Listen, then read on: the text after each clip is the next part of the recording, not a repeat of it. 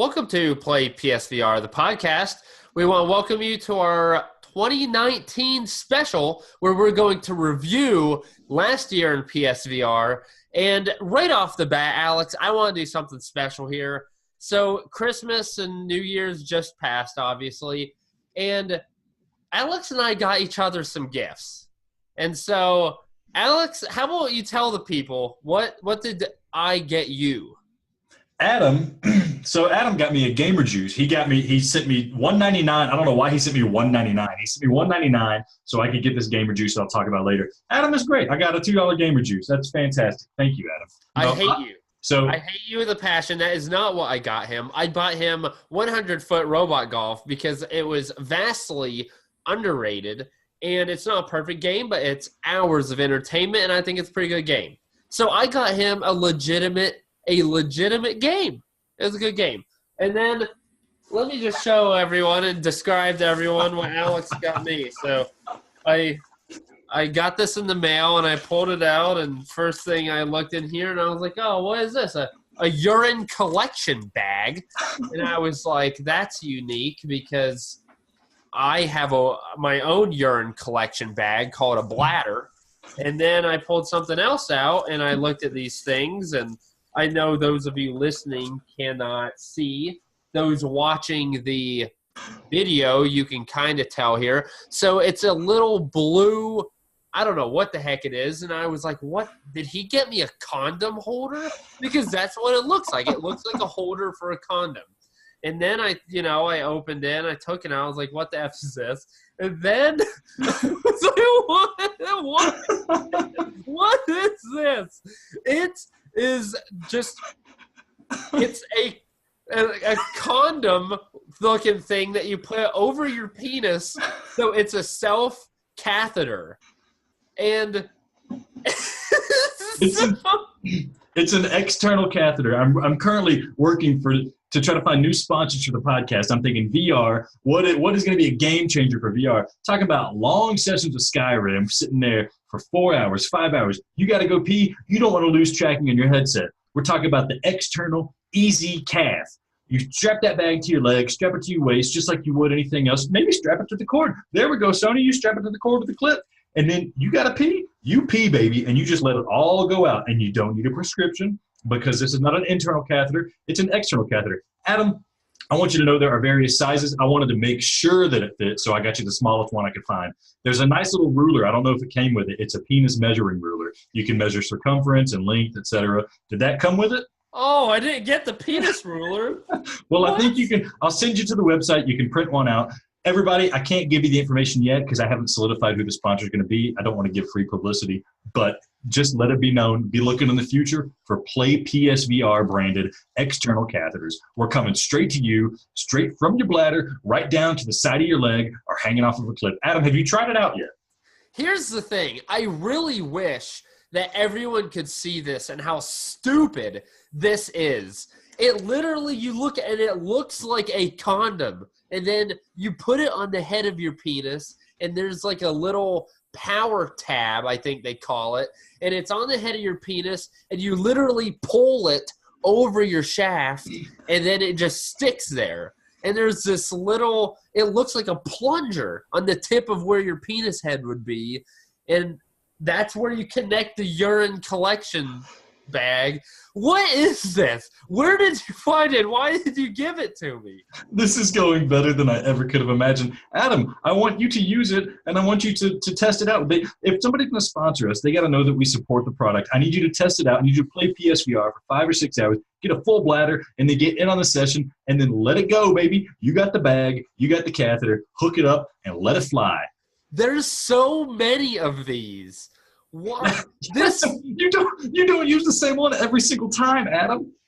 I watched a video of how to put it on. It is the most messed up thing. So I get you a legitimate PSN game with hours of entertainment, and this is what you get me? Let me tell you, Adam, how am I going to enjoy the hours of entertainment if I'm sitting there with my legs crossed, can't move because I'm about to pee all over myself, or if I'm wearing adult diapers and my hide is literally getting chapped because I got that urine pressing up against my skin? No way, man. We are going to cut out the middleman. We're going to cut out the toilet. And you know what? We're going to start a revolution. It's the pee bag on your leg revolution. It's beautiful, it's efficient, and it's very sanitary. So, Adam, I need you to try it. I need you to report back, and I need you to post a review on the website so I can send it to the EasyCath group, and they can get started putting our logo on the side of their bags, and we can start sending it out to our friends, our family, and all of the fans.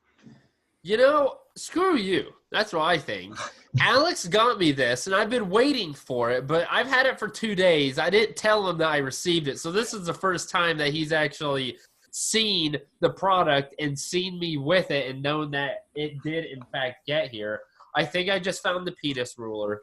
I think yep, it's a sizing guide. It's a wiener sizing guide. It does its girth. It doesn't do anything with – nope, there's a ruler on the side too.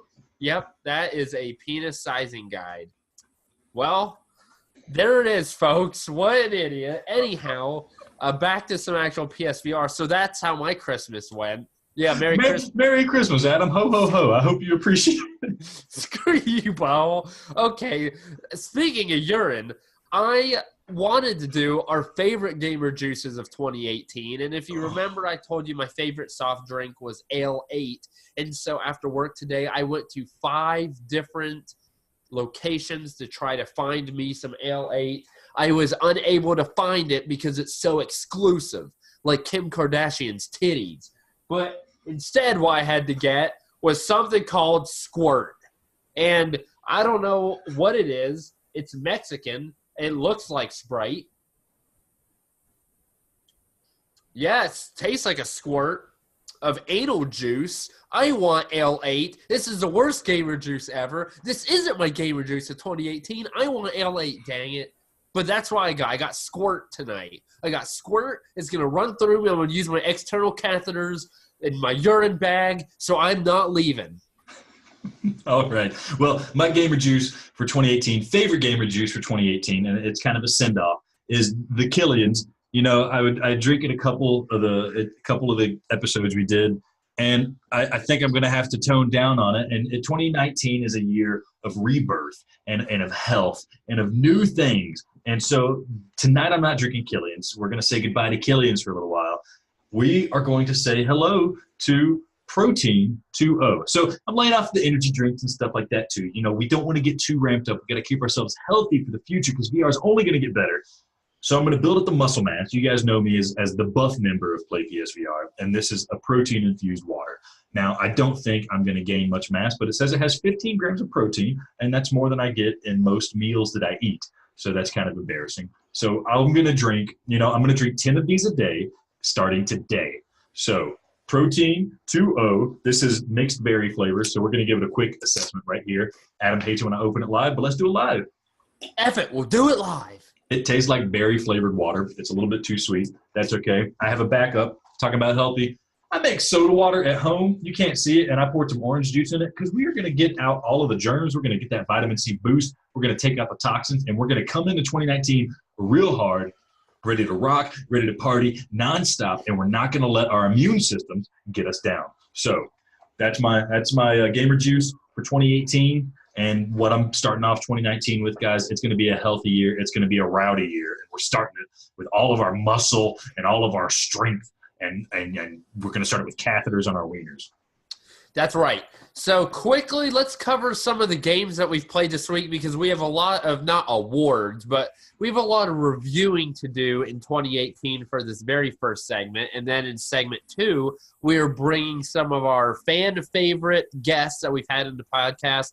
They're going to do their reviews, and then our third segment's going to be a little something special and still airing grievances and all the good stuff you guys love every week. So I guess we'll start with the power play of the week because I finally broke down and purchased Killing Floor for Alex because he's been begging me to for weeks, months actually, and he said that I wouldn't do it. Well, dang it, I did it. I bought it. We've played 3 levels. And here's my very, very quick but concise, thorough explanation. That it looks very good. It's very fun. I love ripping off zombie arms and then beating them silly with it. However, multiplayer's janky as all get out. We actually ran into an issue where we had to stop playing on the 3rd level because it just glitched out. We couldn't use it. And we couldn't continue, and that really sucked. But the game itself, I was very impressed with how creepy, how good the environments were, how many weapons there were. The tracking worked well. It was dark, creepy, cool. It was fun to shoot the guns. It was fun to blow heads off.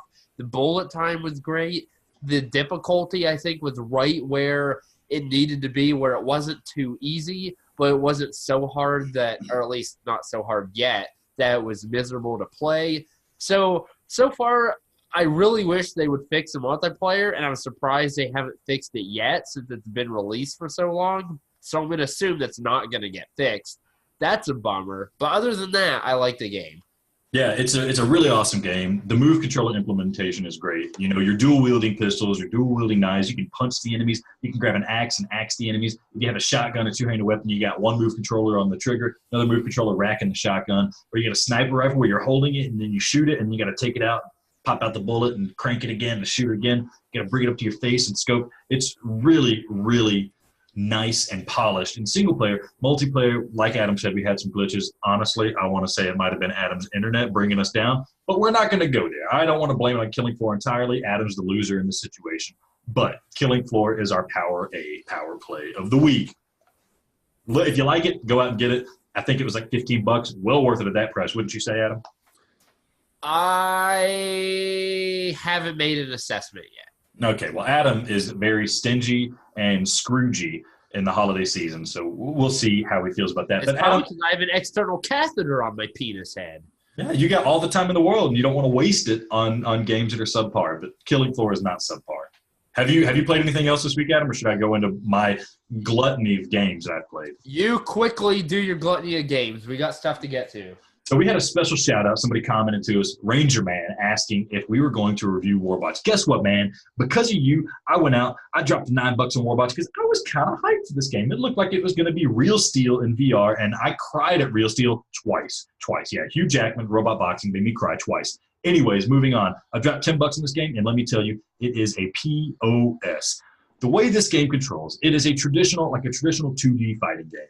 You enter this arena, and you're standing in a spot, and the person you're fighting against is standing next to you, and you see your two robots meet in the middle, and, it's fighting like Mortal Kombat or Street Fighter, but instead of hitting buttons like X and square and block and stuff like that, you do everything with the move controllers. Now, that sounds really cool. If I punch out like that, it would be awesome if the robot, one-to-one punching with me. But no, it's kind of like an input and then a delayed result. So you jab, hook, something like that, and then you get a result.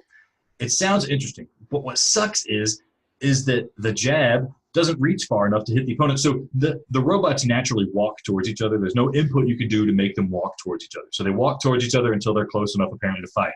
But guess what?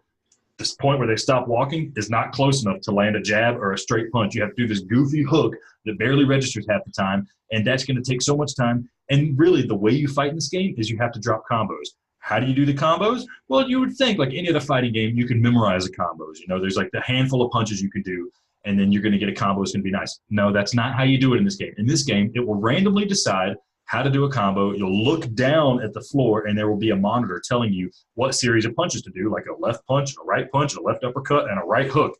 And then you do that really fast, and your robot's kind of spazzing out because you're throwing all these punches, and then suddenly it'll do a random special move. Guess what? That combo does not work on the same special move every single time. So one time I do it, my guy's going to run across the screen, knee the enemy, and throw him across the screen. And then I do it again, and my guy's going to do some spinning kick that hits nobody. So fighting games live and die by their special moves and their combos. And this one, you can't control what special move you do. You can't control what combo you do. The good thing about this game is you can build your own robots kind of and change the color palette a lot. That was interesting and kind of fun, but there's nothing fun to do once you have the robot built. The fighting is so bad, you get so tired playing it because you're flailing mindlessly. And then I couldn't get past the tutorial for the first part because part of the tutorial is they tell you to block by holding the move controllers up above your hands, and it just doesn't register. You have to contort your arms back in on itself like you're doing a bicep curl, but you gotta get it really tight. And my biceps are too huge to curl all the way in, so I can't get it to register or something. Honestly though, I couldn't figure out how to block. You can move backwards by holding move controllers behind your back. It is ridiculous. The game is broken. And Ranger Man, I'm sorry. Thanks for giving us a shout out. The game's not very good. When I write a review, it's going to be a below 5 score probably, just because it's broken. If they update it, great. But when I played, it was busted. It's busted as all get out, and it pissed me off. Next game I played, I got the PSVR bundle with Beat Saber and Borderlands 2 VR. I will talk about Borderlands 2 VR a little bit later. But I finally played Beat Saber, and let me say, I think it lives up to the hype. The songs are kind of short. I was thinking maybe I'd get like a nice 3 to 5 minute song, like some real song links, but I think some of the songs are like 45 seconds, and granted, I might get tired playing it. They are not 45 seconds. Dude, some of them are over very quickly. No, they list them. Some of them are like 150. Most of them are 2 minutes or longer. So screw you. Okay, I haven't played every song. This isn't an official review. This is just my initial assessment. It's a good game I like to play in the morning as like a workout. The downside is if your tracking is not spot on, you are not going to be able to get a good score. There were several times when I'm ducking down low and the game loses tracking to where my controller is, and so I just see a lightsaber fly off in random directions in front of me, chopping blocks as it goes, and I lose all my combos. That's kind of frustrating. But when that's not happening, I'm having a good time. I feel kind of like a loser. I hope my wife doesn't wake up and see me playing this game, chopping around like a nerd with no shirt on, just in my underwear in my bedroom. That's what's happening, guys. That's how I play VR. Just, you know that now. So don't ask for pictures. That's not going to happen for you. All right. So that was what we've been playing. So right now I want to jump into our 2018 in review. So the best way to do it is that we came up with a bunch of categories that we are going to express our interests or the winners, if you may, of those categories. Pretty much just talk it out. Some of these we've already covered in the past, so we're going to very quickly brush over those, but still we feel like we should mention them. So the first one is the worst game of 2018. And so for me, that would have to go to 18 Floors. Or as they should call it, 2 Floors, and I've already made it my airing of grievance and talked about how crappy they are and how misleading and how there's no way they're going to add DLCs of new floors and how the tracking was broken and the puzzles were complete garbage that no one would be able to figure out on their own. Game's horrible. It sucks. It's the worst of 2018. Don't buy it. F you. I've already talked, so I'm done. So the DLC is coming out for it. They're adding, I guess, a couple more floors. They can't be adding 16 more floors. Until I see it, I don't effing believe it. They said that they're considering it. I don't think they said officially that they were doing it. But I hope they do. Actually, I hope they don't. Because if they do, it means I'm going to have to play 2 more effing floors. And F me, I'm going to need the external catheter at that point. Well, fair play to you, Adam. My worst game is Ranch Planet. We've talked about it a lot. The game's just broken. It's bad. There's nothing enjoyable about it. Everything's annoying about it. It's sad that I hate a game as much as I hate Ranch Planet, but the only thing keeping me from giving it a 0 out of 10 is the awesome description that it had on the PlayStation Store, and I don't even think that's been fixed. So, yeah.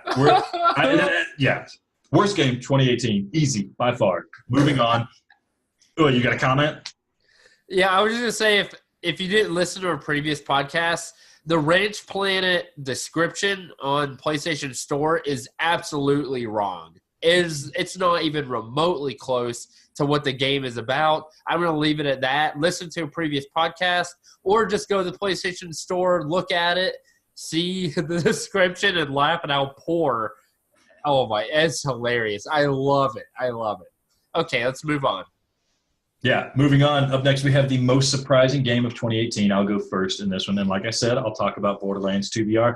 Borderlands 2 VR is the most surprising game, not because I didn't expect quality of it. You know, I've played it now a couple times, but it's a surprising game in 2 ways. First way is that nobody knew it was coming out until like a couple weeks maybe before it came out. That was a huge surprise. We were spiraling the drain of 2018 thinking we've got all the heavy hitters, and bam, Gearbox is like, oh yeah, by the way, Borderlands 2 VR is coming out. It's going to have Move controllers. It's going to have DualShock. It's not going to have aim and multiplayer, but it's coming out, and you're going to get to play it. If you recall, this is one of the games I wanted to see at E3 that didn't get announced. Well, they gave it to us, and I've been playing it, and, you know, I like Borderlands, and it's Borderlands in VR. Now, the other surprise, and this is really regretful and disappointing, is this game made me motion sick. I got too sick to continue playing this game.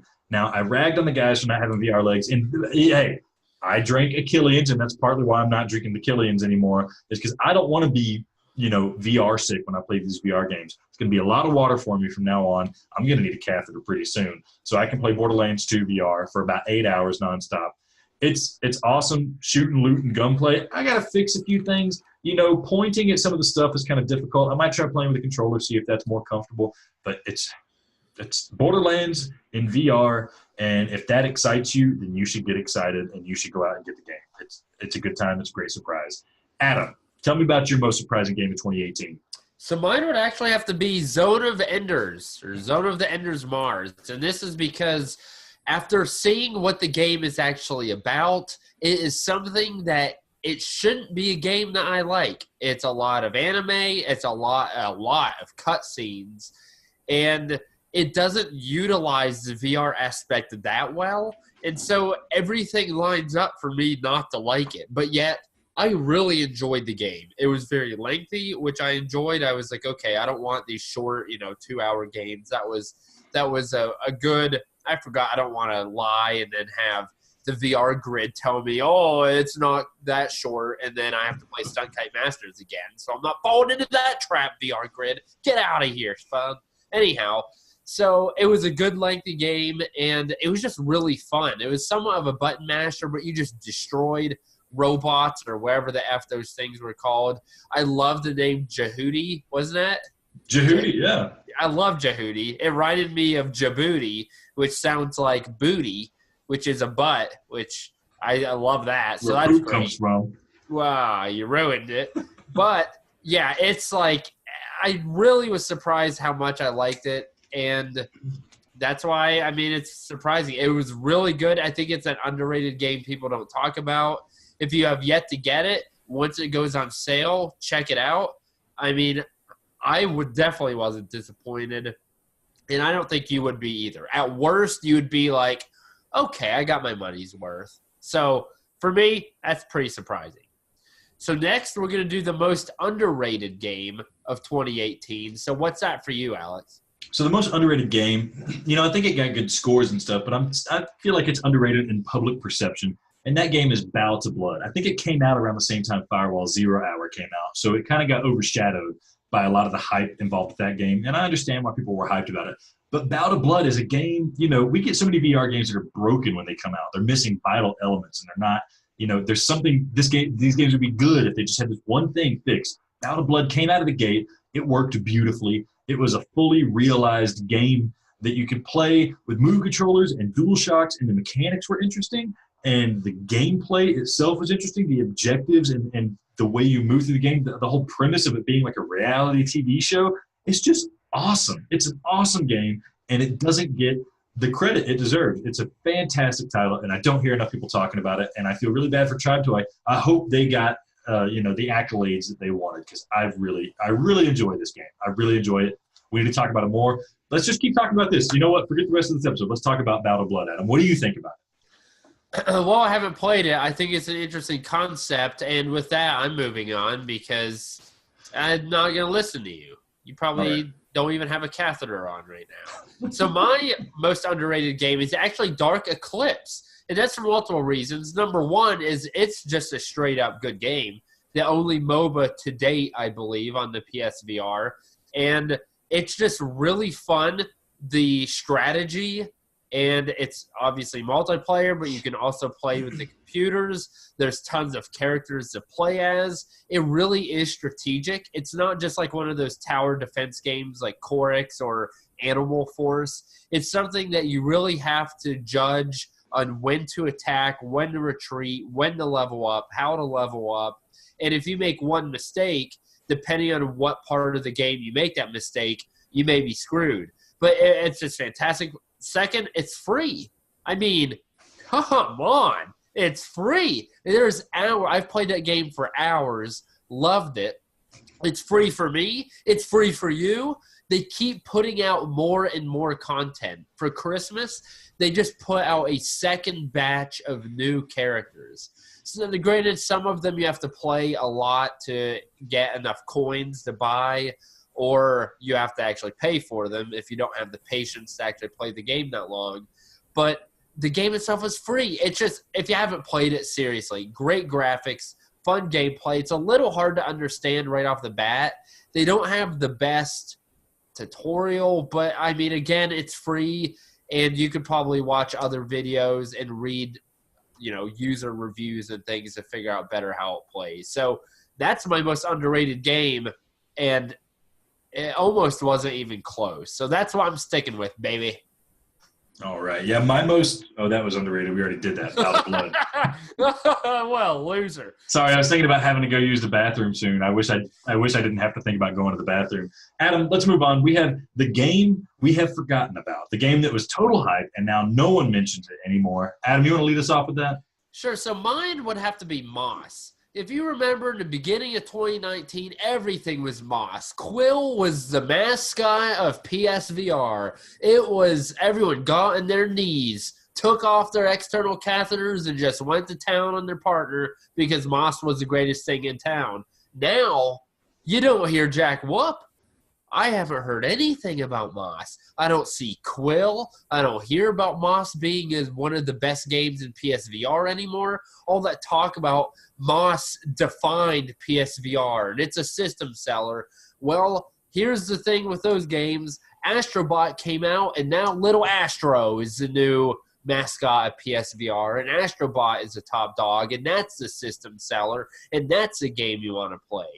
I haven't played Astrobot, but Moss was still a good game. You know, I talked a lot of crap about it, but it's still a good game, and that's just one that I think people have forgotten about, and hopefully if you have a new PSVR or if you're recommending games, it's not one that you forget about because it still is it's a good game. So I don't want to say, okay, yeah, Moss is a good game. It kind of got overshadowed by Astrobot. That's fair. My game, I don't want to say no one talks about it. People still talk about it, but I call it the most forgotten game because I honestly forgot that it's out for PSVR, and I owned it and I played it a lot. And when I think of amazing games people should play, it just completely slips my mind, and that's Wipeout. I was looking through the list of games that came out recently, and I was like, what is the game that I forgot about and I wish I could go back to? I need to tell people about it again. It's Wipeout. You know, it came out, it's been out for so long on PS4 just by itself before the VR came along. And then they made a VR mode, and it's incredible. It's incredible. It's better than you can imagine if you haven't played it. So, yeah, I can't believe I forgot about it. I'm an idiot. I apologize to, I think it's Psyonix. I apologize to Sony. I apologize to you, Adam, because you like Wipeout, and I forget to play that game with you sometimes. You're a fool. We should play together sometimes. You know, we should kill the floor and then play Wipeout together. We should be friends. Dude, I have the disc in right now. I'm ready to rock and roll. All right, what are we doing? Anyways, no, moving on. Adam. Next topic, most overrated game. I'm going to go first. Most overrated game for me, and you might agree with this, is Firewall Zero Hour. This is a game that got so much hype, and we wanted something, and we didn't get what we were asking for. We didn't get what we expected, but people seem okay with that now. But I still hear reports of people trying to play, and they can't connect, and they can't play with their friends, and the matches are still taking too long. Dude, and it just happened to a good old Shafe dog. Yeah, right? Still. How? Still? And, what are they doing? And now you can't play the game because you're going to be going up against people who've been playing it nonstop, and they have the best gun that shoots you in two attempts. What wasted talent, you know? It's an aim, team-based deathmatch. I don't know, man. It's overrated now, so I don't know why people are getting hyped about it because they just didn't fix it. They haven't fixed the problems that exist with it. And honestly, the only game that's more overrated than that is Tetris Effect. And I've already talked. I'm not going to go. We need to save the time. I've already talked about it. I told you why I think it's overrated. I played it again today because I was like, come on, no, effing game sucks. It can eat a dick. It can eat all my external catheters. It should get an external catheter right into Tetsuya's mouth. Stupid bullcrap game. F that. F you, Tetris Effect. Dickholes. So I just want to say about Tetris Effect, I don't think it's as bad a game as Adam says, but I could agree with you that it's the most overrated game. I'm hearing people say it is the best VR game. I'm hearing, did it win best VR? I don't know. I don't think Astrobot won best VR. Yeah. But I hear people say it's the best VR game in 2018. I think it's won best game. Yeah, that's what I was saying. You're thinking best game. That's stupid. That's stupid. 2018. It's like, in my mind, have these people ever played Res? And if they've played Res, have they played Res Infinite or Area X? Like, that is Res Infinite and Area X. Really, it gets there. You know, Tetris Effect is looking for a goal. Res gets you there, and then you're in it and you feel it. And I have that spiritual experience when I play Res Infinite. I don't have it. It's like somebody's making a facsimile. It's like a Chinese knockoff version of Res, that the feeling that you get playing Tetris Effect. It's like a Chinese knockoff version of that feeling. It's like I liked Rez, and I liked the feeling Rez gave me, and I went to AliExpress.com and I typed in the feeling that Rez gave me, and I clicked enter, and they sent me a reproduction of that, and it was good. It was cheap, and it was all right, but it wasn't Rez Infinite. But it wasn't cheap. That's the problem. It's $47. It's $40. You're right. It wasn't cheap. It's more expensive than Rez. You're right. Yeah, stupid buttholes. Okay, next is our biggest PR flub. And the reason I put this one in there is because I had I won't say a big one, but it was an issue. So I remember back in the day, and I'm blaming VR Martin for some of this, actually the majority of this, because Vroom Kaboom came out a while back, and I hadn't gotten it yet. I hadn't played it. I hadn't played the demo because I thought we were going to get a review code. And I saw VR Martin on Twitter. He was talking crap about it. He was saying that it wasn't VR and that the game didn't work, that it was broken, the graphics sucked, it wasn't fun. It was one of the worst VR games that he'd ever played in his life. And so I simply said, pretty much simultaneously, on Twitter, I said, dude, I'm glad you told me that, so I'm not going to go and buy it. It's good to know those bad games suck and that people shouldn't buy them or something like that. And then simultaneously, I had sent a email to Ratloop Canada, and because I wanted to see if we could get a review code. And so they sent back somewhat of a snarky comeback, I suppose. And this is what they sent back to me. As we were considering your offer, we found out that unfortunately you are not actually a supporter of our game. Guess it'll have to be for another time. So I guess they read my tweet, but I didn't say it.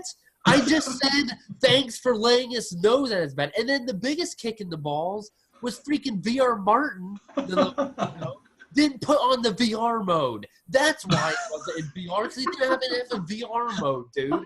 Come on. So I got burned. VR Martin got a code of the game, and I guess they made up or something. But I'm the one who still got people mad at me, didn't get a review code, and I felt bad, and there's nothing else I could do. So that's effing bullcrap. So I guess that's my PR flub, is because I butchered that one, and I'm sure if Ratloop ever comes out with another game, we're not getting it, Alex.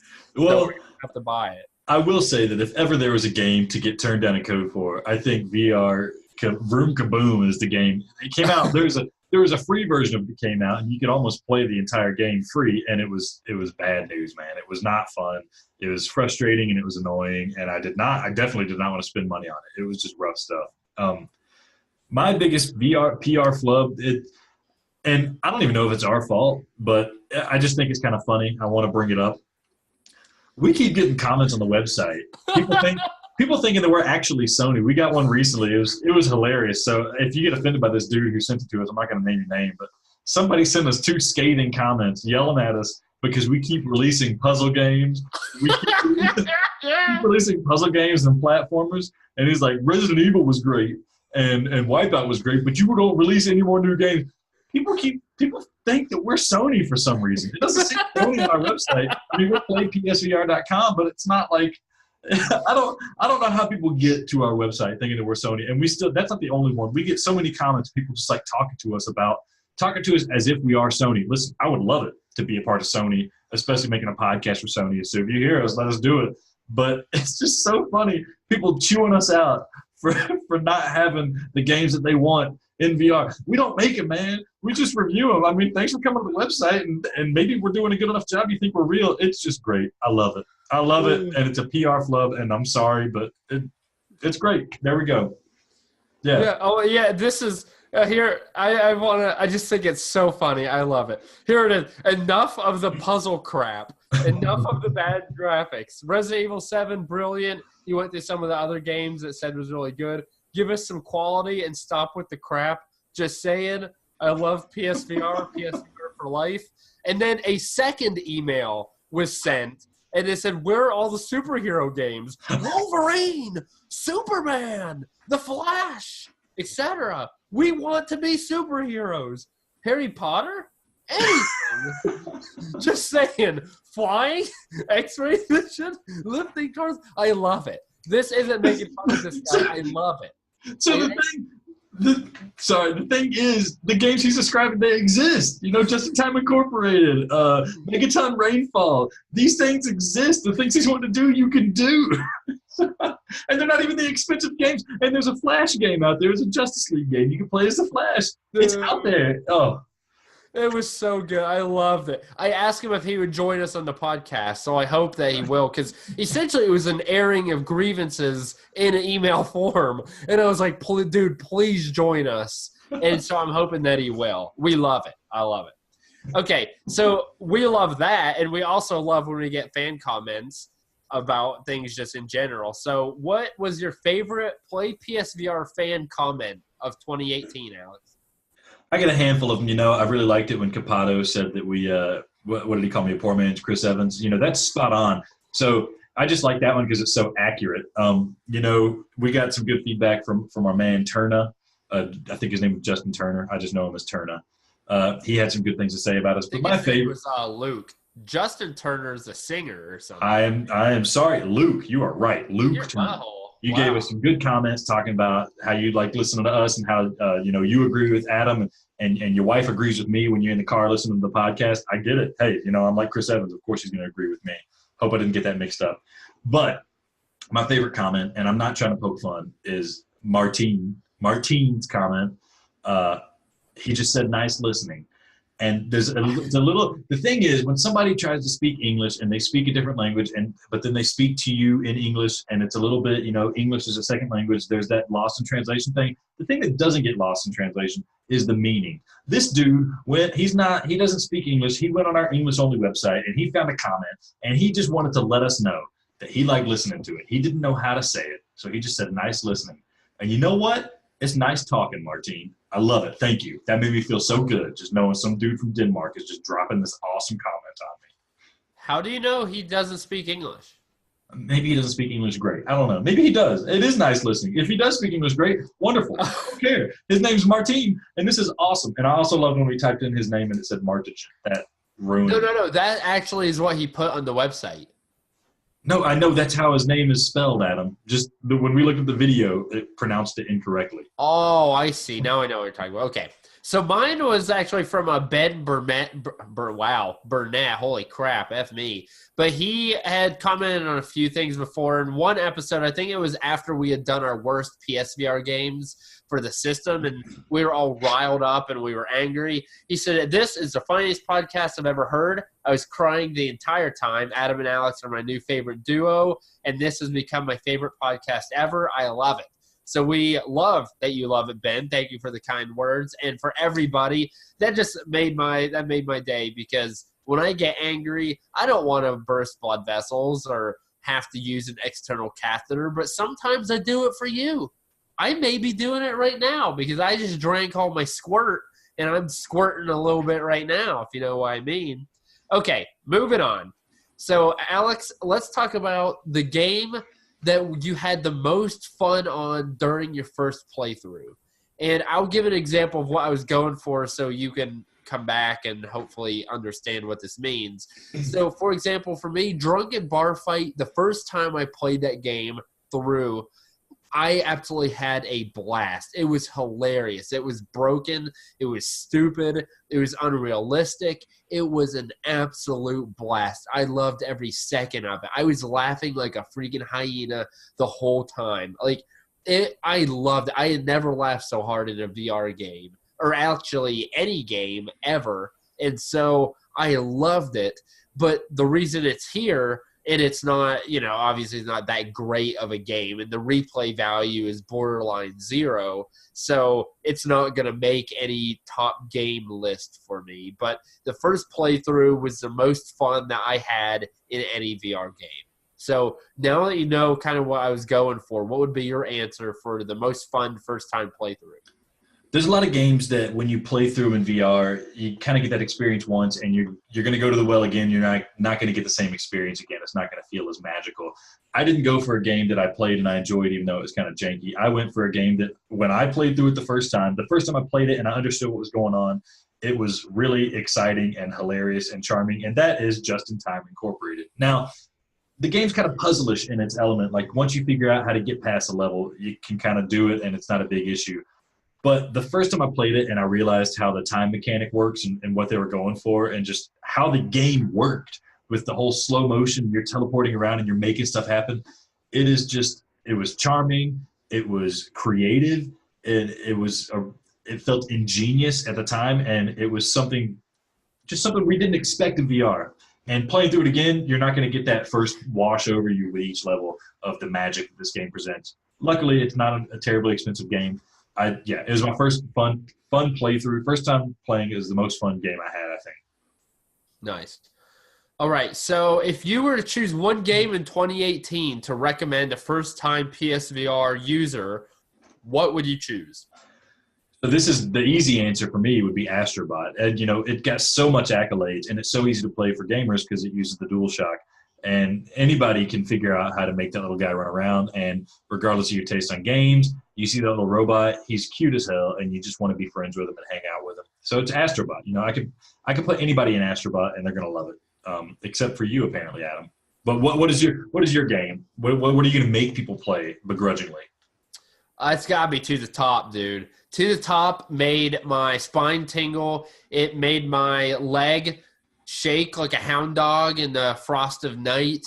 Man, it's so good. It gives you that feeling when you're on top of the cranes that, oh gosh, I'm actually high up. It has like the excitement and the anxiety that you feel knowing that to make the jumps and progress through the level, especially some of the harder levels, you can't jump, stop, assess where you're at and where the landing spaces are and then make your move. You have to do it in succession. There's no stopping and breaking. You have to trust your instincts. You have to think quickly, or you have to play the game over and over to get good at it and know exactly what you're doing. It is just absolutely incredible. The level design is top-notch. There's so many levels, so much replay value, multiplayer, single player. There's tons of geomes to find and hidden geomes and speed tests. It has everything. It is almost the perfect VR game, and that is one that not only probably is my favorite game now, but definitely the one I would recommend in 2018 for anyone who has just recently purchased PSVR. Yeah, I feel bad that I'm late to the game with getting this game, even though it's still a pretty active multiplayer scene. You can get on anytime we play together. Somebody always joins us, and it's always there's always somebody there to play with. And even if nobody joins you, you're still just playing the level, and it's a good time. It's really a special game. So yeah, I agree. That's a good game to show people. You can't do it in any other gaming medium. Yeah, true that. Yeah. So closing out our first segment, we're going to talk about our favorite developer of 2018. Adam, do you have a favorite developer of 2018? Sure. So it's been a while now. I don't remember what podcast episode it was, but we had interviewed Justin from Second Wind Interactive, and he was the developer of Just in Time Incorporated. And I just remember thinking that guy was so cool, and I love that game because it was so thought out, and every scenario and every level was so clever, and you could tell that they didn't just slap something together. Was it him and his brother, or am I thinking of another developer? It wasn't his brother, but it was his friend. It was just a friend. Okay, yeah. And so you could tell they really sat down and they really put detail, thought, and care into the game, and he was just a stand-up guy. To think that only 2 people developed this game, and it was just such a novel idea. So many of these games now are being pushed out are like wave shooters, which you don't have to think at all to create or come up with the concept of a wave shooter. But you could tell that these guys wanted to do something different, something novel, something that we haven't seen before, and they achieved it, and it was clever, and it was funny. It was hilarious. I enjoyed talking to him. I enjoyed that game. I can only hope that they have more VR games in the mix looking in the future, but that's still a game that, like you mentioned, you had already talked about it as your most fun first playthrough, and I can't argue with that one bit. So Justin from Second Wind Interactive is my favorite developer for 2018. All right. So I have one here on the script, but I'm calling an audible again. My favorite developer of 2018 has to go out to Secret Location. They dropped Blasters of the Universe on us. That was 2018, right? Yeah, that was a 2018 game. Yeah. They gave us Blasters of the Universe, which Adam thinks is the best wave shooter, and that was a hard argument between he and I. And then they hit us up out of nowhere with Transpose, and I've talked about it too much. I'm not going to talk about it much again, but any developer that can do that, they could just drop raw fun on me with Blasters of the Universe, and then just really enhance my well-being with Transpose, make me a different person with Transpose. That's truly magical. I appreciate Secret Location. I appreciate the games they're making, and they're just doing awesome stuff out there. Runner-up, shout out to Servios. They're doing great stuff for VR, but Transpose and Blasters are just some incredible, incredible stuff this year. Absolutely. Okay, so that is kind of our 2018 in review. And I know you don't want to just hear about what we have to say. So in the next segment, we are bringing on several guests who we've had on before, also some newbies, and they're going to cover what they think is their 2018 in review, their worst and best PSVR games, their most surprising, and then just their favorite PSVR moment. So look forward to that in the second segment. And then third segment, as I mentioned, we'll do airing of grievances, maybe some new games, the Play PSVR Game of the Year, and then maybe a couple more goodies thrown up in there too. So stick with us, enjoy the break, and we'll be right back.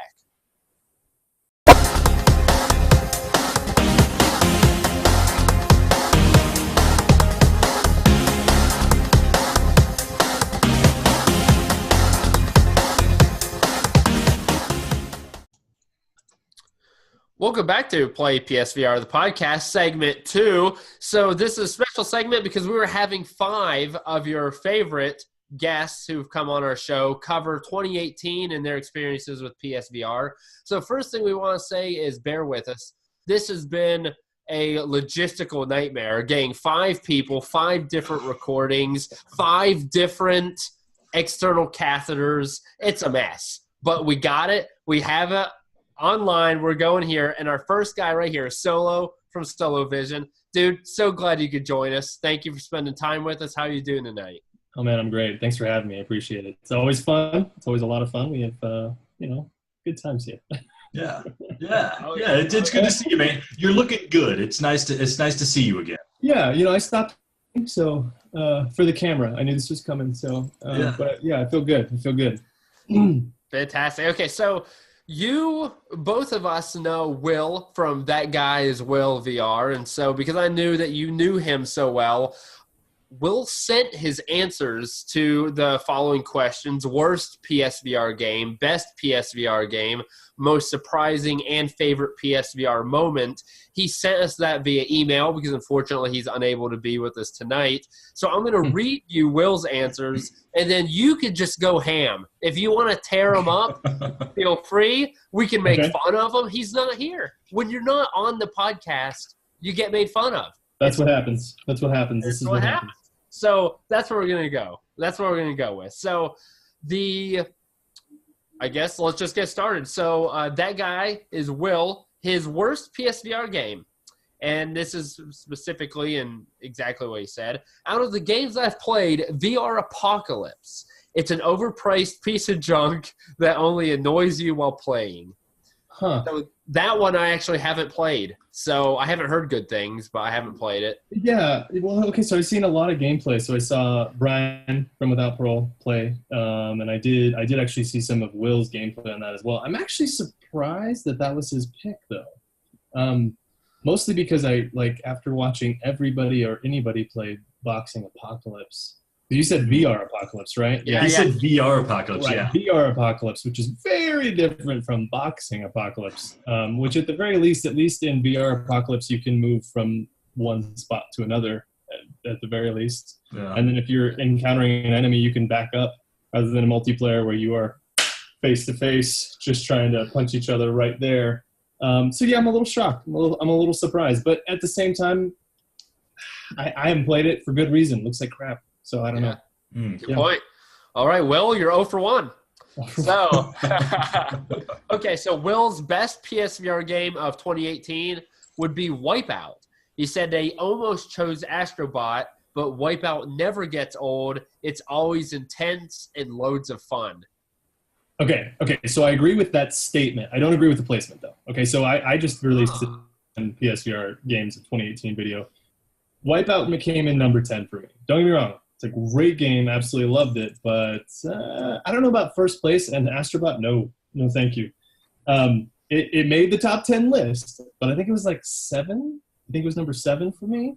And it's just, we've talked about this at great length before. It's not a really engaging VR experience. I know Alex disagrees. I can see. Yeah. I don't like it. I don't like what you're saying. Here's my thing. You have to hear out the full argument, right? I like the game, and what it does superbly well. But it's not the reason I came to VR, right? Like me, Adam. I think you agree. We came to VR. We wanted to play true VR quality experiences where I can do something that I couldn't do in real life. And the truth is that I could pick up an action figure and just pretend that I'm roaming around with this little character and make all these things happen if I really wanted to. But I can't dodge bullets like I can in Super Hot, right? So it's just for me, it's just Astrobot is just it's a beautiful game. It's really well executed, but in concept, the game in and of itself, it's just not enough. I can appreciate your explanation and that, VR enables you to do something you couldn't do in real life. And that now, you having said that, it makes sense that Adam's Game of the Year 2018 was actually just Little Star. So, yeah, it makes sense. Okay. I'll give you, that's a good one. Okay. So, Adam, moving on.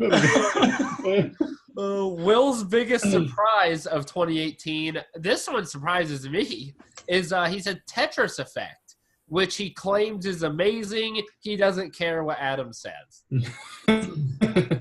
Okay, so I guess I'm confused as to why that's his biggest surprise. I know, right? Knew that Will was going to be madly in love with this game. Mm-hmm. When he released his top 10 video, did you guys see it? I mean, it's like it not being number 1 almost stopped my heart. Right? Like, when I saw that at like number 5, I was like, "Who are you? I don't even know who you are anymore."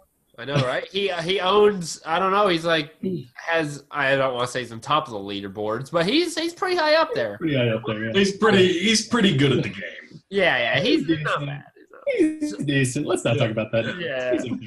All right. So that was his biggest surprise, and probably the biggest surprise of the answers that we've gotten so far. Yeah. And his favorite PSVR moment of 2018 is playing Firewall nonstop at launch with his friends, which is surprising because when I tried to play, I sat in the weight room for 80% of the time. But okay.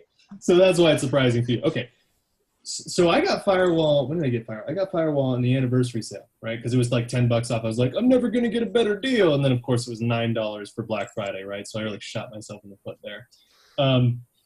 So I got it there, and I will admit the first time I played it, the server dropped like 9 times. And I was actually playing with Will. So it's like I continuously was out of that game. But at the same time, that game, it made number 4 on my list. I loved that game. It's a lot of fun. It's a great game. So you and I just are not the same person, man. I hate everything about the games you choose to list to rank in a list. Hold on a second. Let's hold the phone. What is wrong with Firewall? You gotta. Okay, so Adam's reason is the wait times. Okay, that's a fair argument. Alex, give me your reason. So it's mechanically, the actual gameplay moment to moment is good, but it's got like. It's like a soup that's like all broth and no meat or whatever. It's got no meat on its bones. It's just the bones of a really good game. They can flesh it out with different game modes. Maybe they've updated it. I haven't heard anything about it.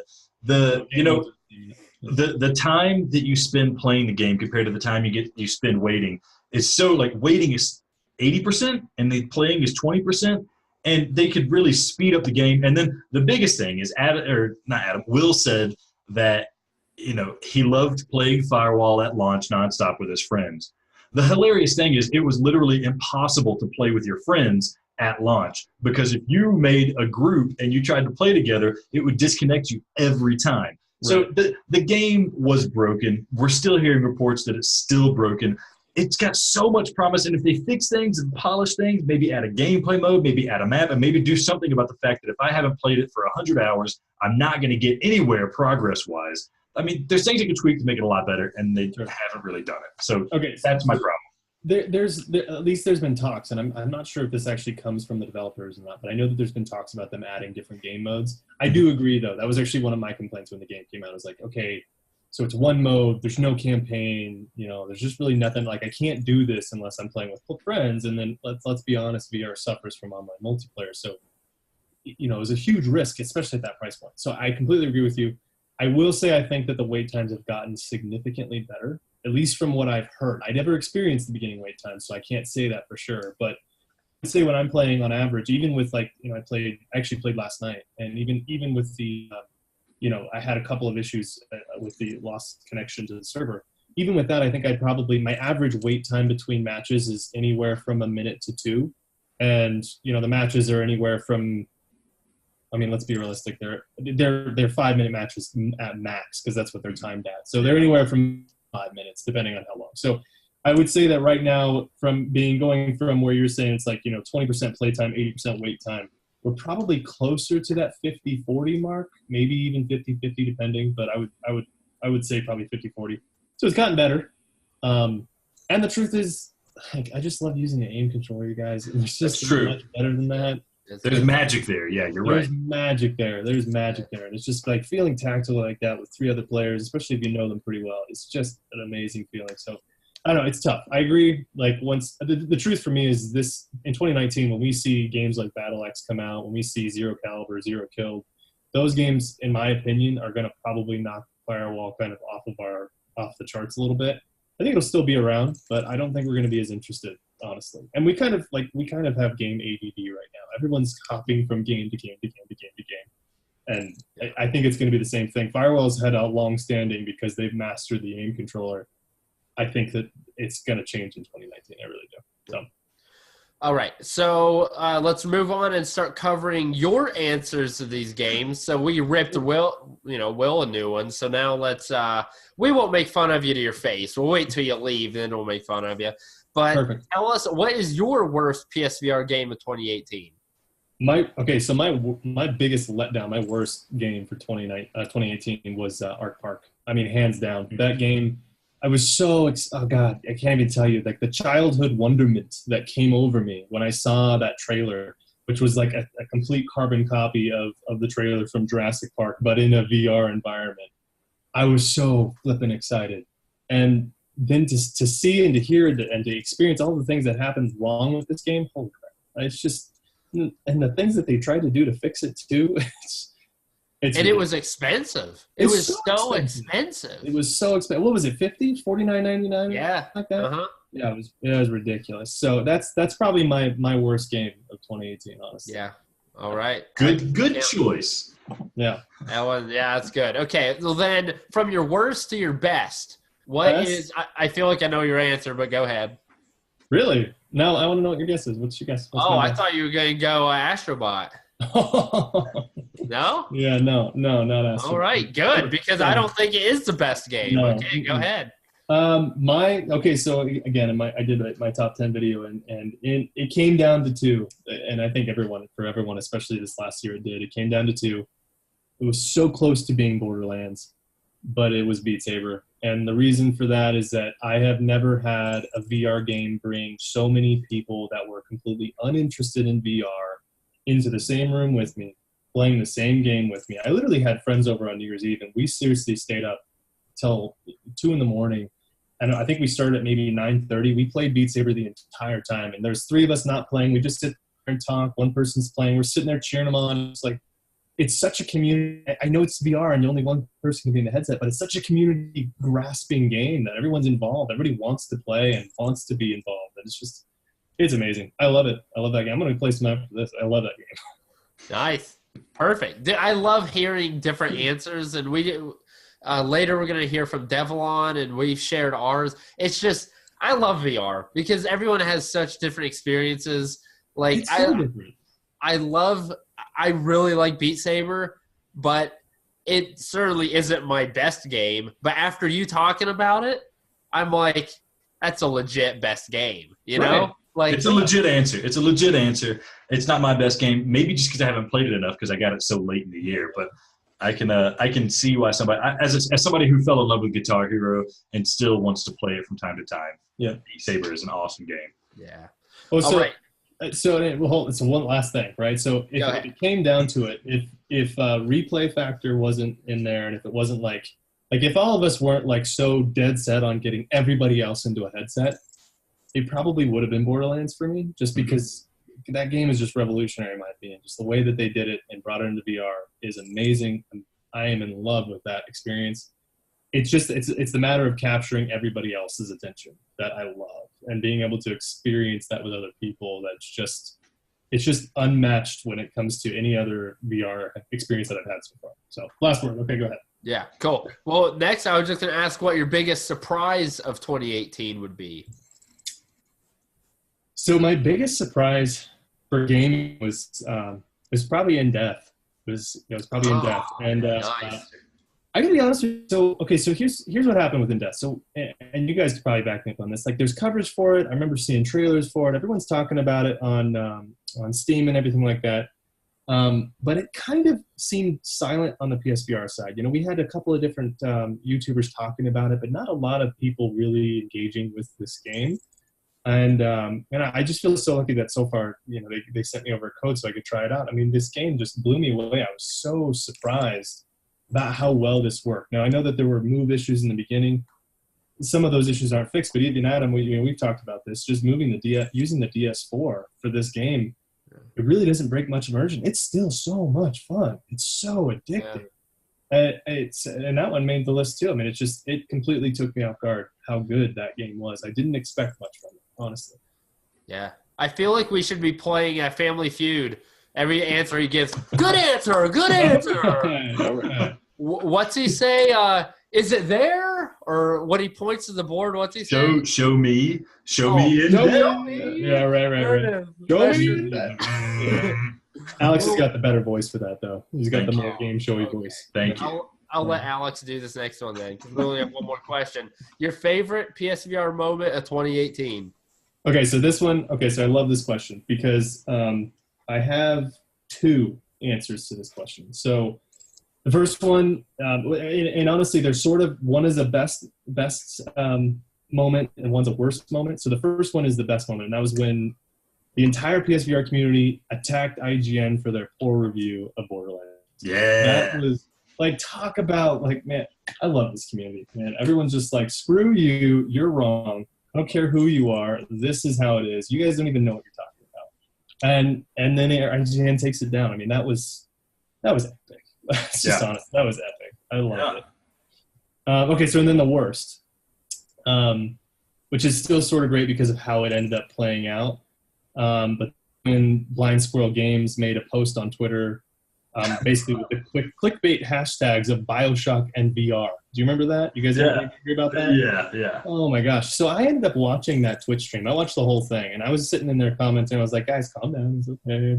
Trying to like calm the storm. But 70% of the people in that stream were just like, are you ever going to apologize to us? And we seriously sat we sat there and watched three people drink mixed drinks, get a little drunk, and play some sort of a VR simulator where you are driving a forklift.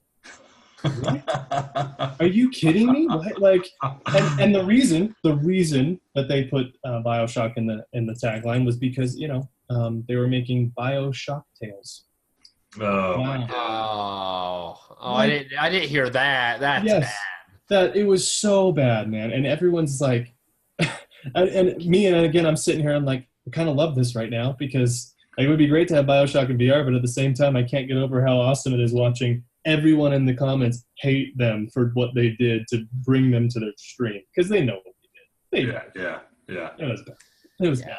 So. Dude. Oh, that's bad. Okay. Well, Solo, we really appreciate you joining us, and fans appreciate it. It was great catching up, and now we can see each other. It's beautiful. So, I need a better backdrop. Oh, I'll send you over a kite that you can hang, a stunt kite that you can hang behind you. Just like me. This isn't a backdrop. Perfect. Actually, I have my kite on the wall here. And it's a poster. You got your whole wall. Or did you paint that yourself? I'm on top of a building right now. I have a really good microphone. You can't hear the weather. It's storming outside on top of my building. And ignore the helicopter behind me. But I can send you a kite you can put on your wall as well. For those who are listening that aren't watching the video, he actually has a picture of Hello Kitty on his background. It's not at all. Come on, man. Come on, man. Don't put me on blast like that. That's good. All right. So what does a Solovision have in store for 2019? Oh, man. So I'm really excited for 2019. The lineup of games is huge. I'm constantly talking to developers. There's always something going on. So things to look forward to 2019. I'm trying to work on as many reviews as possible. So if people are interested in good quality reviews, I try to take my time with them. It can be a little lengthy, but I try to cover everything possible when we're talking about a game. For me, a VR game is so much more in depth than what you're talking about when you talk about a flat game or anything else. So I try to get more into what we're looking at and those kinds of things. So as I get codes and new games and things like that, I'll be releasing reviews. I try to do a review discussion either on an older game or a hot topic coming up every Monday. Live streams Tuesdays and Thursday nights at 8:30 p.m. Mountain Standard Time, just so everybody knows. And I also have an online community on the PlayStation Network, and that's just at Solovision. And we try to do gaming every Thursday night. So that's actually what I was playing with last night. We were doing Community Night on Firewall. So, yeah, man, just a lot of stuff. And honestly, the more I do this, the more I'm just trying to grow and change what I do with the channel and stuff like that. So there's always new and exciting things coming. So lots to look forward to. I'm excited. Cool. Well, thank you so much for joining us again, buddy. We're glad 2018 was fantastic for both you and PSVR. Hopefully even better things for 2019. Yeah. Absolutely. Yeah, Happy New Year. See you around the block. Around the block. Thanks, guys. Appreciate it. See you, man. Okay, so right after Solo, now we have Develon, so we welcome him to play PSVR, the podcast. For the second time, welcome, Develon. How are you doing tonight? I'm doing good. Thanks for having me back on again. Dude, absolutely. We love talking to all these guests, the 2018 in review. So rather than chit-chat, I want to get right to it. So, Develon, first, tell us, what is your worst PSVR game of 2018? I think I might have a unique answer to that. I am putting Blood and Truth on the list for worst game, not because the game was bad, but because the game didn't come out. And we were promised this 2018 release date. It was one of my most anticipated titles. They seem to be tracking well. They had the little demo at E3, and then after E3, there was like a little promo video, and then it kind of just trailed off. And by, late November, early December, I was like, they're going to miss this window and not even say anything about it. And that's exactly what happened.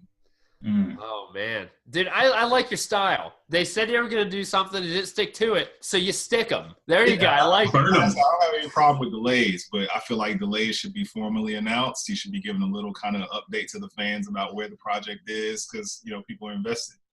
Yeah. Or they could have pulled a Star Child and deleted the pre-orders and made everyone think that it was going to cancel when really it was just delayed.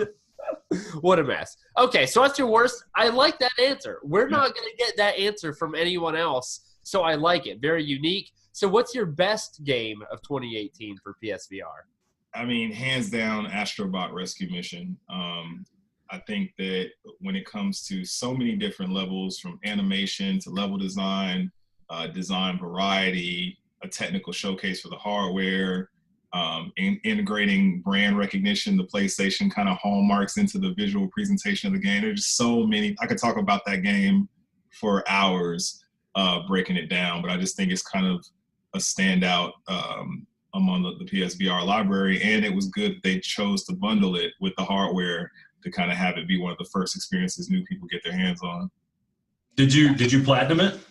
I'm on my way to. I finished the main game, got all the challenge levels unlocked, and now I'm slowly making my way through all the challenge levels. But the platinum is definitely within reach. Okay, I'm not even close to platinuming it. Adam still doesn't even own the game. So what can you say to Adam to make him buy the game?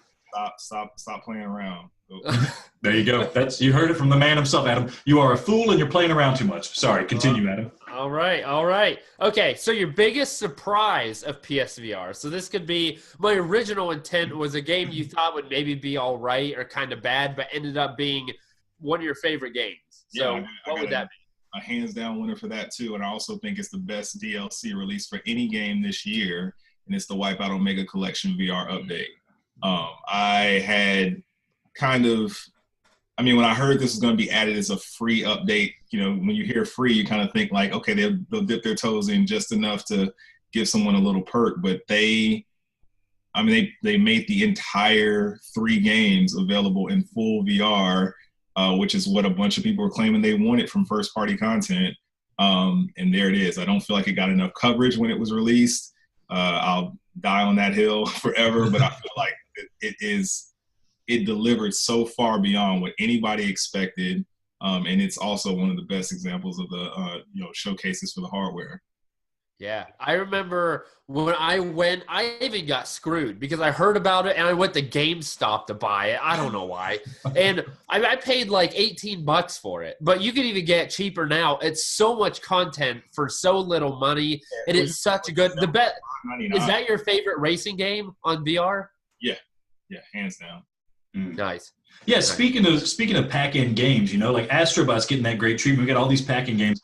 I feel like it's been out for a while, but if they bundled it in with a PSVR, one of these bundles that they do, I feel like people just don't even know Wipeout is a VR game now. They have done that. In the UK right now, there's like a 5-game pack-in bundle, and it's one of them, and it's actually got graphics on the box, the way it needs to be. Oh, nice. Do that in more territories. Really, it's smart for them because it's cheaper. Like, they're not having, if they put Wipeout and some other game, then they'll have VR, and then you'll have to buy Astrobot, which is a more expensive game. It's also a good business move. And you got to think about it. PSVR is a lot of the library right now because of the, the development dynamics. You don't have a bunch of franchises that people recognize by name yet. No one knows Astrobot, Firewall. So it's good for them to pack in these games to get people introduced to this stuff they might not seek out on their own. Yeah, no doubt. All right, so last question of the night. What is your favorite PSVR moment of 2018? And we'll leave that pretty open-ended, however you feel best answers for you. My favorite PSVR moment of 2018 is the tail end of 2018. Those last few weeks of the year, I felt like if you just look at the beginning of the year, you had Sprint Vector, Pixel Rip 1989, Moss, Wipeout, all these games to where it was pretty cemented that 2018 was going to be the best year for the hardware. And then at this tail end, they just come with these, Tetris Effect, Beat Saber, and Borderlands 2 VR not only come into great critical acclaim, but also end up getting packaged with the hardware. And they just do such a good job of keeping that conversation, on the hardware at every turn. There were so many moments where you were seeing people they had no choice. As hard as they had tried to avoid talking about the platform throughout the year, they were just forced into it at the end because everything was so critically acclaimed. By the end of the year, I think PSVR had every single game that was nominated for Best VR Game at the Game Awards. Like, that was crazy. It was just such a good closeout to the year. And the reason I think PSVR is going into 2019 with so much more buzz than it started with at the beginning of last year. Yeah, dude, no doubt. Do you got another personal favorite moment? Yeah. I had this situation where I had, really, really enjoyed Electronauts when it came out. It was one of my favorite games. And the combination of Electronauts, Creed, and Sprint Vector, all coming from the same developer, made Survios my favorite VR developer of the year, hands down. And so when Electronauts came out, I set up this kind of house party where me and a friend challenged each other to the game. And I videotaped it and made this little, produced this little video off of it. And it got the attention of Survios, and they sent me a bunch of, free gifts in addition to this hoodie that I'm wearing right now. And that was just such a fun moment, just turning, a game that I loved into a kind of real world experience. I really appreciated that moment last year. Yeah. No, so I will say, so I watched it. You definitely won, but did you have more practice than the other person did? No. I may have had the game a few weeks longer than him. But a few weeks. I convinced him to buy the game pretty much when I got it, so it wasn't like okay. And when I pitched it, we had the same amount of time to practice with focus. Okay. I just came out on top. That's all it is. Yeah, dude. Yeah, I enjoyed watching it. Everyone was having a hoot. That is the stuff that is so special about VR and things that you can't do with any other type of gaming. So I'm glad you did it. that it actually came to fruition. It looked like everyone had a blast. Yeah, no, we did. And it kind of, it illustrated a lot of things that I had kind of told people in conversation and things that I felt that I wanted to illustrate visually. And you know, just there's so many different stigma lines of conversation I'm always trying to break with when it comes to PSVR and the whole isolation. This doesn't involve other people enough kind of. That was one of the big ones that I wanted to just shatter. And I think that video definitely did that. Yeah, absolutely. Well, Develon, we really appreciate you joining us tonight. Thank you for joining us. We appreciate it. The fans appreciate it. So we're glad you had a great 2018. Hoping you have an even better 2019, as well as PSVR have a better 2019. Why not, right? So thank you again, buddy. We appreciate it. Absolutely. Take care. All right. See ya. See ya.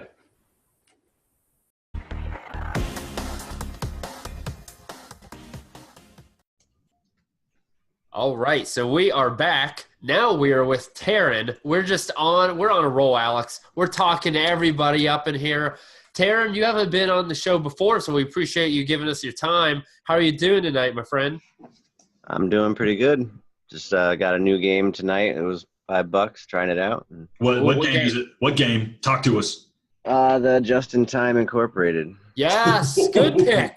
That is a great game. Yeah, okay. Oh, you haven't heard the first segment, or actually, I think we talked about in the first segment. It's obviously not out yet, but we talk about it in the first segment. We're both very big fans. So good choice, my friend. You're going to enjoy it. So I guess we'll just jump right up into it. So I've been asking everybody, and the first question I got for you is, what would you say is the worst game in PSVR for 2018? Worst game for 2018 for me. Well, it wasn't exactly. It was more like end of 2017. I was kind of hoping. I heard rumors that they were gonna update it or change it, but it was a drunken bar fight. I had some high hopes for that. I saw a lot of people having some fun with it, and that's what I was hoping to happen. And I mean, it was fun. I definitely tore my arms up, but you need that multiplayer interaction. I couldn't even drink a beer either. So do you think – see, when I played it, it's obviously broken and pretty janky, but I took that as intentional. So I didn't consider that the fact that it sucked, but rather that's the way it was supposed to be.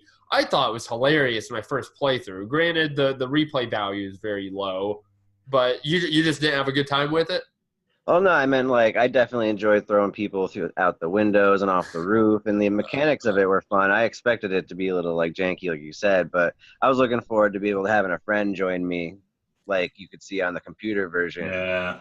Oh. It's like, you just like, hey, did you – oh, no, you didn't see that because I'm by myself. Oh, I see. Yeah, okay, that sucks. I didn't have that expectation going in. Otherwise, I may be disappointed too.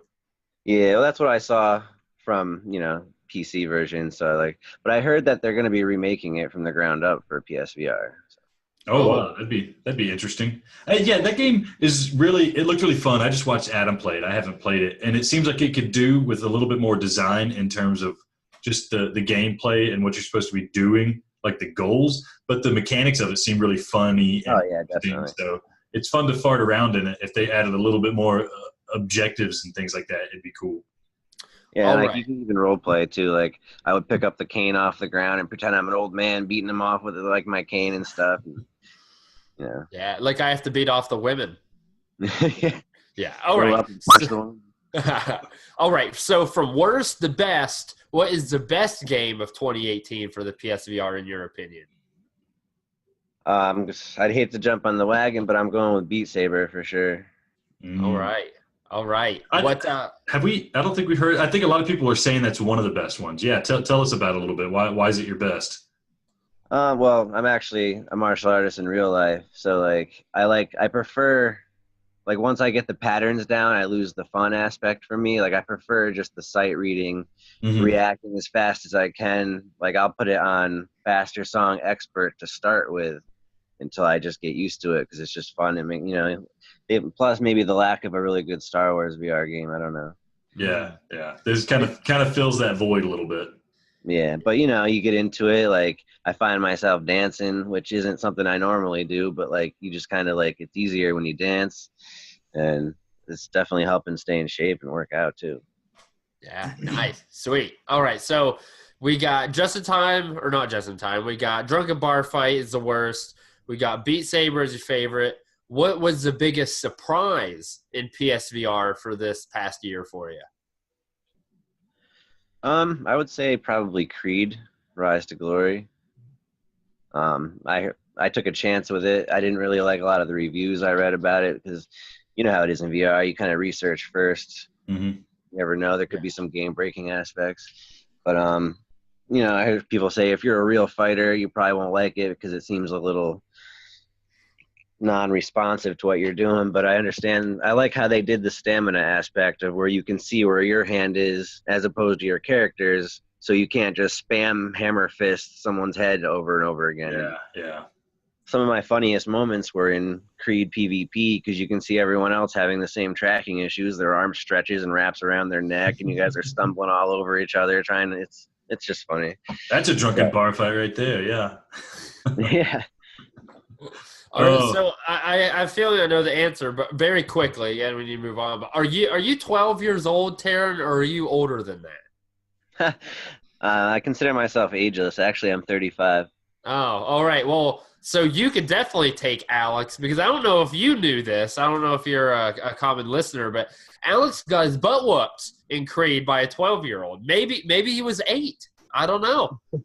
I have come around. I was thinking about it. I think it might actually have been Mike Tyson who I played against. If you ever listen to Mike Tyson, if you just heard his voice, you'd think he's a 12-year-old. So I think that might have actually been it. I got whooped by Mike Tyson. He's playing Creed in PSVR. That's it. Well, I had an odd experience. The person I fought against, because I only found one person so far. Like, other than that, I just stand there for 3 minutes looking. But, like, I could hear them. They didn't have their mic muted, but they were breathing and, like, kind of chuckling, but they didn't respond or say anything. Like, this is kind of creepy, so I'm just going to punch you. Nice. Lay them out. That's my rule when I play Creed. If they're having issues or whatever, that's on them, man. I am in there to get that guy out of there and cash the check, man. Move my way up the rankings and get that belt. Yeah, right. It's fun to just like right from the gate, just run up like the Flash and sucker punch him. Yeah. Usually that ends up with me getting my ass on the ground, so I try to dodge it too much. All right, so now I want to know, what is your favorite moment of PSVR? What's the one moment that wowed you, or just something that stuck out to you this past year about your experience with PSVR? That's a good question. I would probably say when Skyrim VR came out with their surprise update that added the realistic swimming and archery and the height adjustments. Skyrim VR is still my favorite VR game. It was my first one, and like a lot of them, I consider 90% of VR games more like VR experiences, whereas this is like a full game, and just like setting my height to max height and trolloping through, just punching all the Dreggers on the tops of the head, and that was my favorite moment of this year. So you like martial arts games, or you like martial arts and stuff, and you like Creed. Have you tried playing Skyrim as a boxer? Because that's how I play it. It's the most fun I have, punching monsters right in the penis. It's the best. Well, actually, once I'll plug my channel at the end, but in my videos, I actually have a character I made Barry Allen in Skyrim. Oh, so nice. He's only fists, lightning magic, and slow time shout. Oh, nice.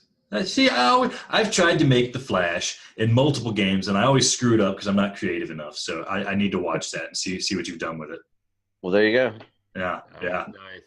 All right. Well, Taryn, we appreciate you coming with us. I guess first, is there anything you want to plug? I know you got a YouTube channel. I'm a little more unfamiliar with you than some of the others we've had on. So how about you tell us a little bit about yourself, your channel, or things that you're working on in PSVR? Yeah, let's see. Well, I started uploading a little over a year ago. I have about 53 subscribers. I only do it in my off time, maybe a couple of videos a week. The channel is Lord Taryn, Taryn. Pretty sure I'm the only one. Yeah. Nice. Sweet. Well, everybody check out his channel. and he's got Twitter too, so check him out on Twitter. We're following him, and you'll see him tweeting around a little bit here and there. So, Taryn, we really appreciate you joining us here. Anytime you want to join us for a full segment, a full episode after this, please feel free to join us. And, again, thank you very much. For everyone else who's listening, stick with us. We're going to have one more guest. Again, Taryn, thank you very much, buddy. Thanks, man. Thanks for having me. Have a good night. See you. Good night.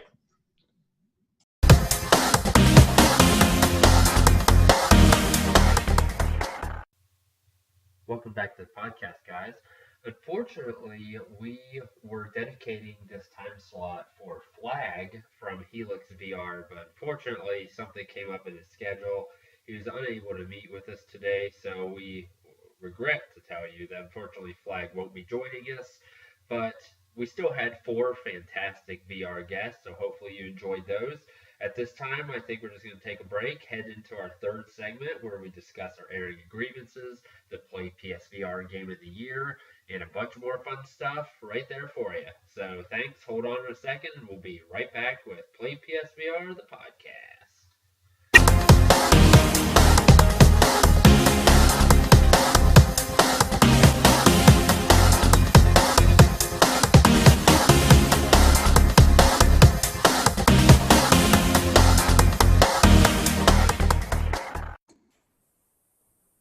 All right, we are back with the final segment of the Year in Review podcast for PlayPSVR, the podcast. Thank you to all the guests that we've had on. We've loved discussing with you the great things about PSVR in 2018. But now it is time for the monumental occasion where Adam and I finally agree on something for once and reveal the coveted title of PlayPSVR Game of the Year 2018. Adam, are you excited? Here's the thing. I can't hold it any longer. The PlayPSVR Game of the Year 2018, Pop-Up Pilgrim! Yeah! Yeah! And here is an external catheter for you. So, of course, Adam is joking. Pop-Up Pilgrims is not the best game, even though Adam wanted it to be, the 8 out of 10 solidest game. I'll give it an 8.5. I'll do it.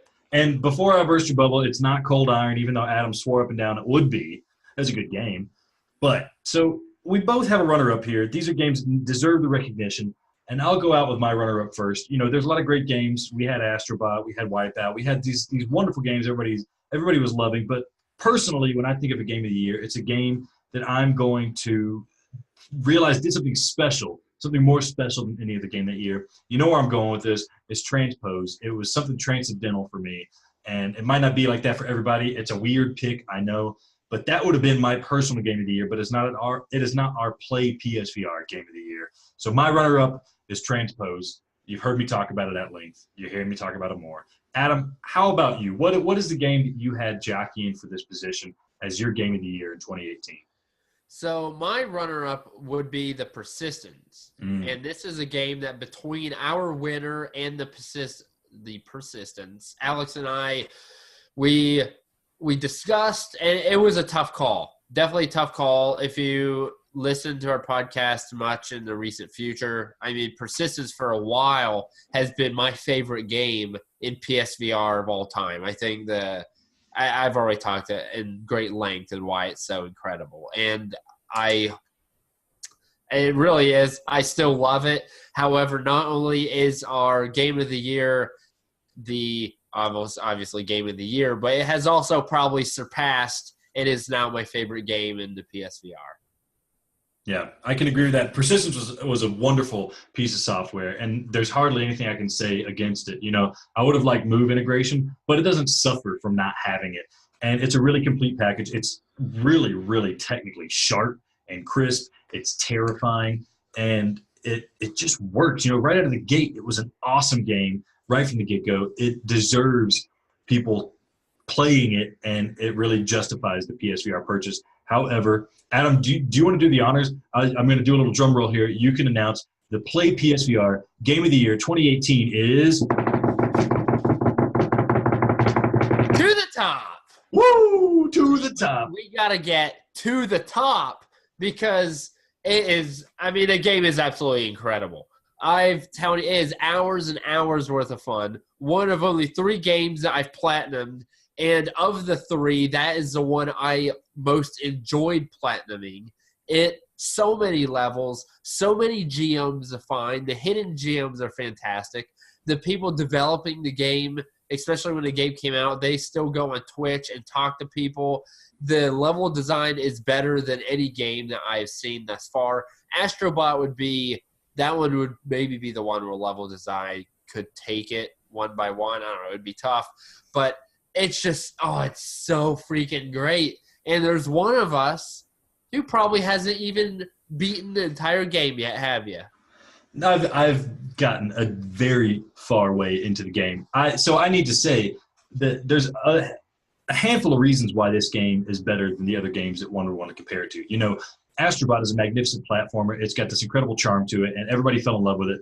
But if you're looking at platforming, especially in VR, To the Top is some of the purest platforming you could have. It's literally jumping from platform to platform and going against this environment. And when you play multiplayer, it's like a race mode, but when you play single player, you can be as calculated and methodical and slow in your approach as you want to, and the game really shines for you doing that. So it has fantastic tracking. You know, it uses the Move controllers in such a clever way. You know, the locomotion in this game is done so smoothly and effortlessly, and the game really wants you to move quickly throughout the environments and really make a spectacle of the game's environments. And it succeeds on all fronts. And then whenever you screw up, whereas in other games it's a frustrating event, when you screw up into the top, it's kind of a rush because you're falling down from these great heights. You know, the levels, they're awe-inspiring when they're realistic, and when they are surrealistic, like you have the dripping faces and the hands and stuff, it's exciting. I'm not thinking of good adjectives here to describe it, but it's immensely creative for a game that you would expect to just be like a racing platformer. The multiplayer is still active.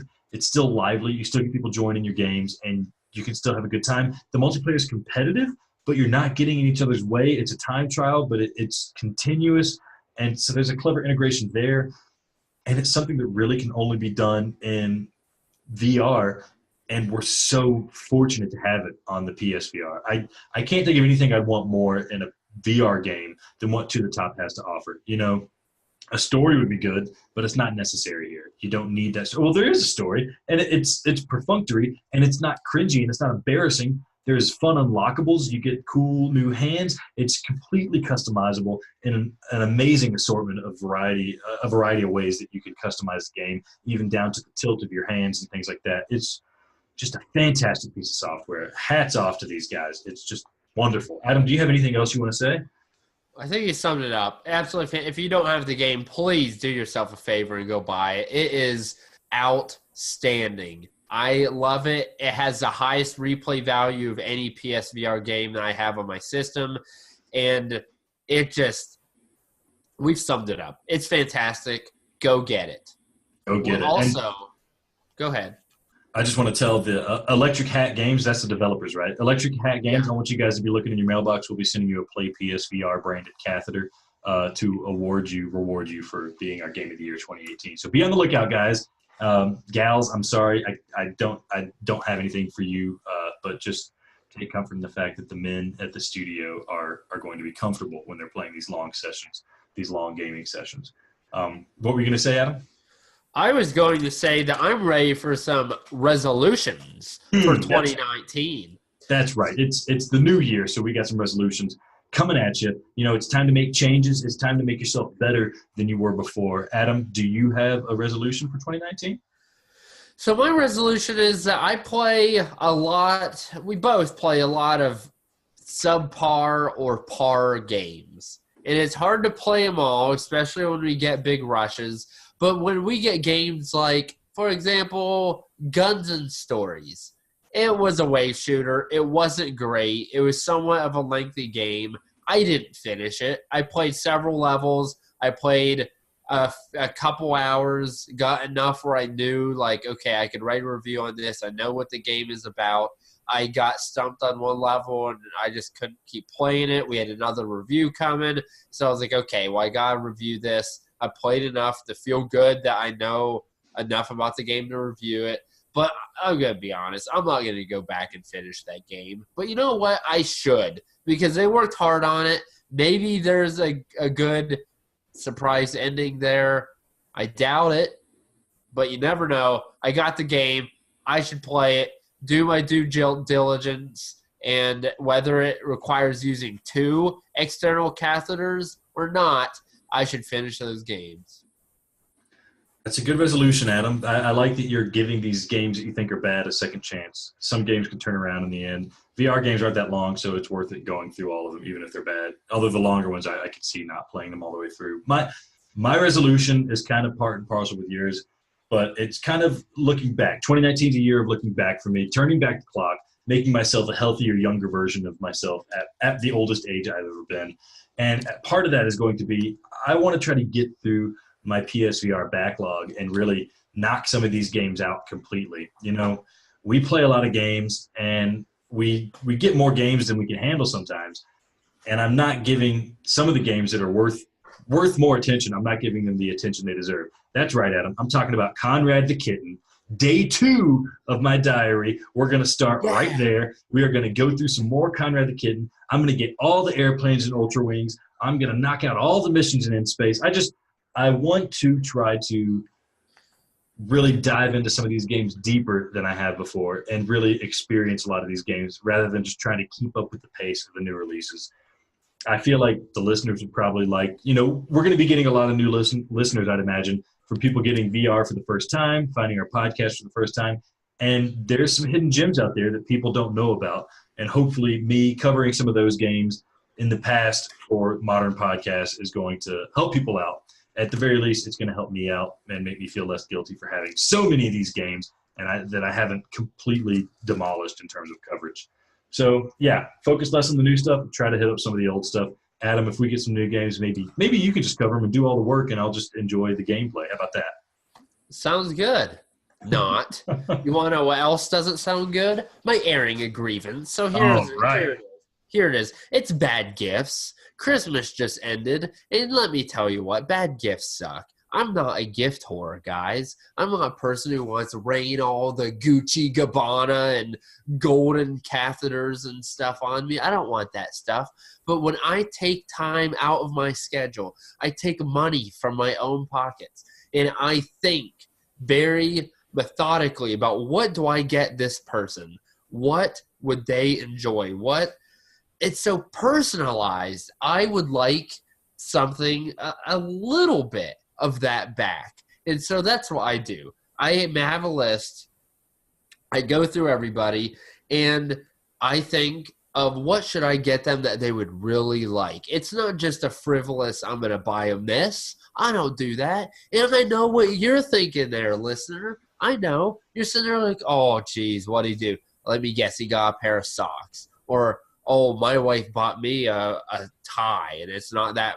I don't wear ties, and it's kind of ugly. I don't want to wear that. That's a bad gift. Let me tell you what. Screw you. That's not a bad gift. You want to know what a bad gift is? A bad gift is when you sit there and you think about what can I get somebody and that they'll love and that they'll cherish and that they'll play for a bunch of times like 100-foot robot golf. And then what do? They get you external catheters, little things that look like condoms that you can put in your little hand and then shove on there. But it's your Peter. And look, this thing barely fits on my finger, let alone a wiener.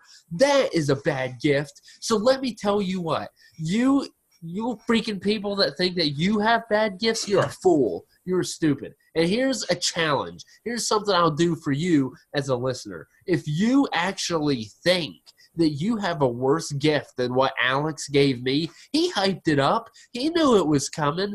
He was so excited for me to get these. And I sat there, Alex, you could clarify for me or back me up. I was like, oh, dang. I almost felt bad because I thought you actually got me something. I was like, did he buy me headphones? And he accidentally said, oh, I hope you get your set soon or something. I was like, did he get me like a pair? He used a pair. I was like, did he get shoes? Or like, did he buy me a game? I didn't know. I was worried that you actually got me something and I didn't get you anything. So I went out and I bought you 100-foot robot golf, and then this is what I get, an external catheter. So here's what I'll do, listeners. If you have somehow a worse gift than this, you can email us, Twitter us, contact us on our webpage, whatever it is. Tell me of a worse gift than this that you have received, and if you actually succeed, I'll give you a code for a game. We've got Light Tracer, we've got Monkey King, we have a persistence code out there still. We have some other like decent games that I, can give some codes out. Try to beat that, suckers. Beat that for a bad gift. Screw you, Alex. You suck, you and your freaking gifts. I've almost used all of my external catheters, and not one of them's touching my Peter hole. I'm so happy that I've gotten this response from you. Although I'm disappointed that you're not open to the idea of at least trying it. You don't even got to do it on video. Just play a game of VR, do a long session of Skyrim, and just let it fly. And just They're like the size of my thumb. Yeah, so is it. No. Oh.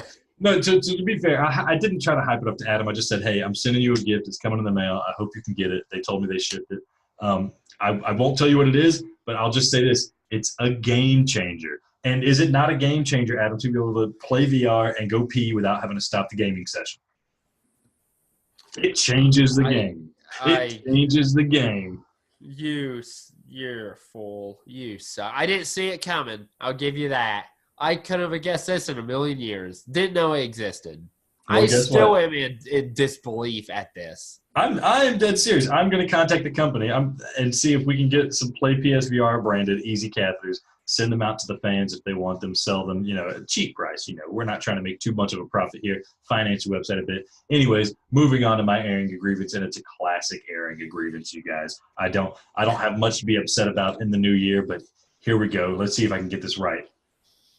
Enough of the puzzle crap. Enough of the bad graphics. Res Evil 7, brilliant. Farpoint, brilliant. Give us some quality and stop with the crap. Just saying. Also, I love PSVR. PSVR for life. Give us something good, though, please. Also, they misspelled Res.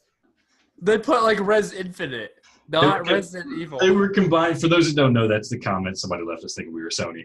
They combined Res and Resident Evil 7. It's very clever wordplay going on there. They're both brilliant. They're both brilliant. Oh. I don't have an airing grievance, man. Let's start this year off positive. I'm excited about it. We're gonna, blow out like the kazoo. Oh my goodness, Adam, do you have anything else, or can you take this thing out? It won't blow up. Okay, I'm trying to blow up the catheter, and I can't do it. No, he's not strong enough. Anyways, ending this thing out. I want to thank you for listening to this episode of PlayPSVR, the podcast, and I want to thank you for joining us throughout 2018 and heading into 2019. I especially want to say thank you to all our guests that we've had today and all the guests that we've had throughout the year and all the guests that we're going to have in the coming year. We're so glad that you've joined us. And if you are listening and you want to join us, please reach out to us. We love having guests. It broadens our audience, and people get tired of listening to us, I'm sure. So reach out to us. We're on Twitter. We're on YouTube. We're on Twitch. We're on Reddit. It's PlayPSVR. One word, one love. And you can email us, playpsvr@gmail.com, or you can find us on the website, playpsvr.com. Leave us a comment anywhere. We're going to get notified. We'll try to get back to you. We love all the feedback we're getting. And now listen, guys. We love doing this podcast. We love PSVR. And we love that you guys listen to us. We want to hear from you. What resolutions do you have? What resolutions do you want us to have? You don't like a particular segment, or you have an idea of how to make this podcast better, please let us know. Do you want more blogs? Do you want more product reviews? Do you want to know how Adam fits in his catheter? Tell us. Next week, we are going to talk all about 2019, leave 2018 in the dust, and we're going to talk about what is in store for PSVR in this coming year as we cover the anticipated games and our hopes for PSVR in the new year. Adam, are you happy? Are you healthy? For those that can't see, Adam's got the catheter on his chin because that's where catheters go. So that settles it. That settles it. For Adam, I'm Alex. Thank you for listening to PlayPSVR, the podcast, where virtual reality is our reality. And Happy New Year.